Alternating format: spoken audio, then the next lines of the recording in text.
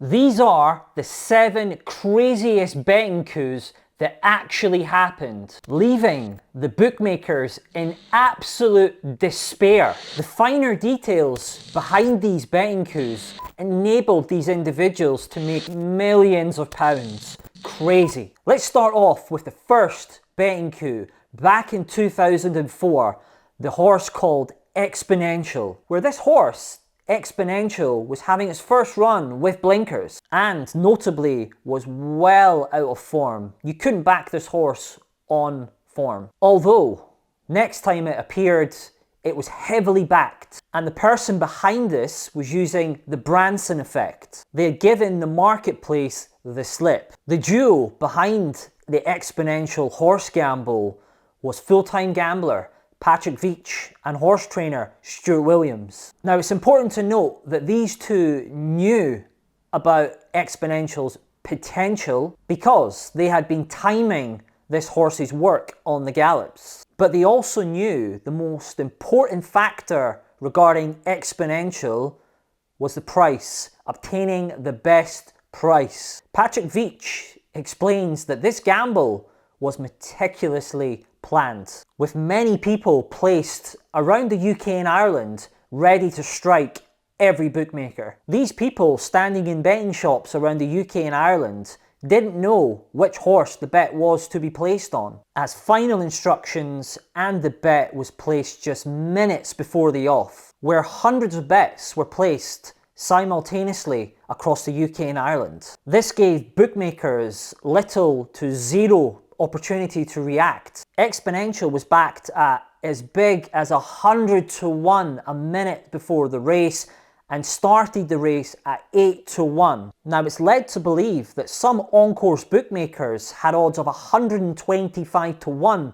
available just minutes before the off. Exponential went on to run its race, led at the 2 furlong pole, and never saw a challenger. Gamble landed. It was reported that Patrick Veitch collected £500,000 for the Exponential gamble. And Veitch, as explained in his book, had a particular dislike for one bookmaker. So I suspect Ladbrokes felt the pain of this one. Although not as good as number 2 on the betting coup list, with various trainers around the UK backing 4 horses on one particular day back in 2014. It wasn't clear at the time, but they were all linked to Barney Curley after the gamble had unfolded, despite the horses running at 3 different tracks. Now, these horses hadn't been seen in public between 255 to 700 days. So as a result, they all had huge prices in the morning.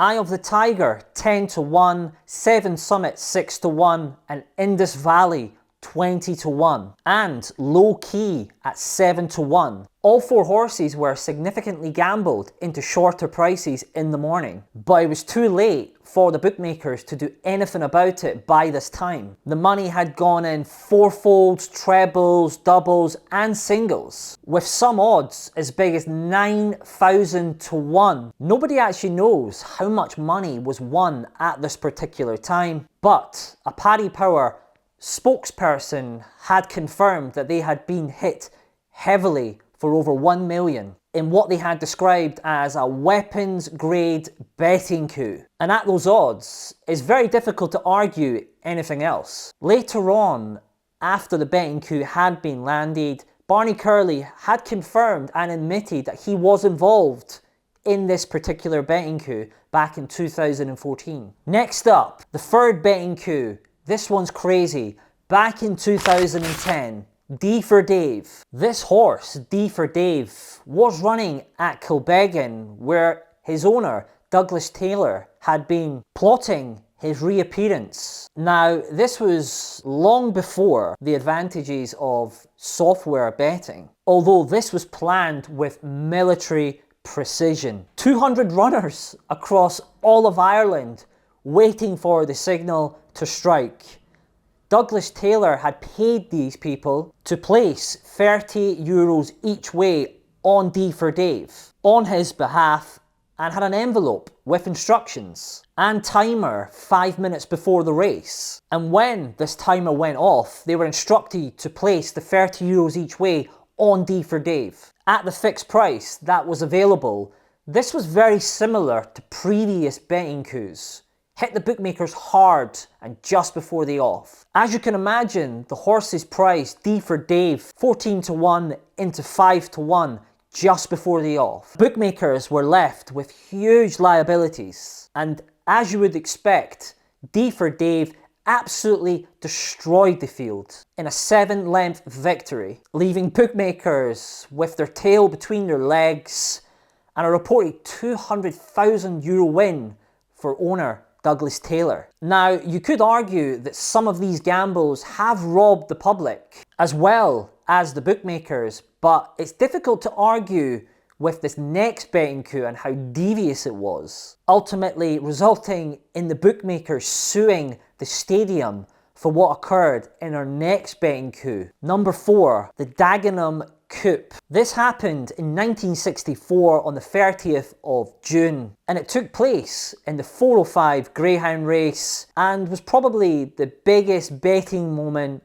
in the history of greyhound racing. Back then, on-course bookmaking had become relatively new, and they took the prices from the track, and this betting coup knew and involved 170 people. This was properly organised. They were split up into 3 different groups, calling Operation Sandpaper the first group, placing a ton of bets on the no-hopers early on course within the Greyhound Stadium to artificially inflate the prices on the other dogs. The second group then sabotaged and blocked the Greyhound Racing Stadium's telephone to stop on-course bookmakers alerting off-course bookmakers of this information, that they will receive excessive liabilities on the other dogs they were about to bet. The third group monopolised the tote windows within the Greyhound Stadium, blocking and stopping other people from placing bets on the other dogs that they fancied in the race. So the people behind the betting coup could actually back the winner at a hugely inflated artificial price. So just for clarity, all of the counter bets that were placed eventually lost, but the masterminds behind the betting coup were left in with around 300 winning tickets at inflated odds and prices of 9,217 to 1 betting odds. Absolute madness. The bookmakers had been put away, they had been completely fleeced, and the reported winnings were £600,000.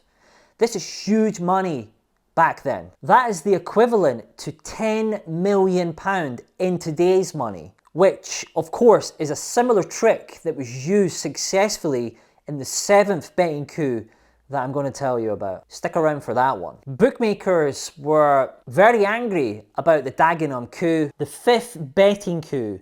This one happened back in 2016 and involved 3 Charles Burns runners at Roscommon. Prices 16 to 1, 14 to 1 and 12 to 1. The starting price of these horses was 6 to 1, 7 to 4 and 5 to 4. And all 3 of these horses were ridden by Davy Russell. And as you can imagine, all of these horses won very, very easily, with the total winnings actually unknown. But the treble was priced at huge odds, 3,314 to 1. So they must have won big.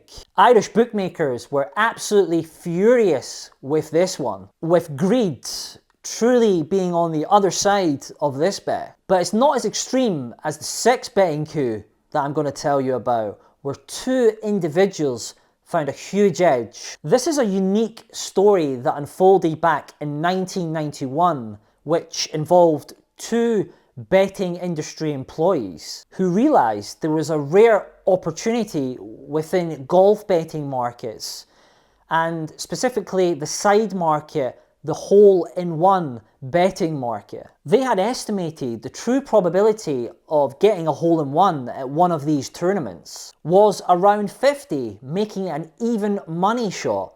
But some small independent bookmakers had priced this at 33 to 1. They targeted the British and US Open and BH International, where they managed to secure 33 to 1 and 100 to 1 in trebles, doubles and freefolds when they actually landed, fortunately with a hole-in-one taking place at each of these high-profile events. The total payout was reported to be around £500,000, which is estimated, with inflation at current prices, over £1 million winnings. And some of the small independent bookmakers actually refused to pay out, and some even went to the extreme lengths of not renewing their bookmaking license. Although it was just a drop in the ocean when you compare it to our 7th betting coup that I'm dying to tell you about, because this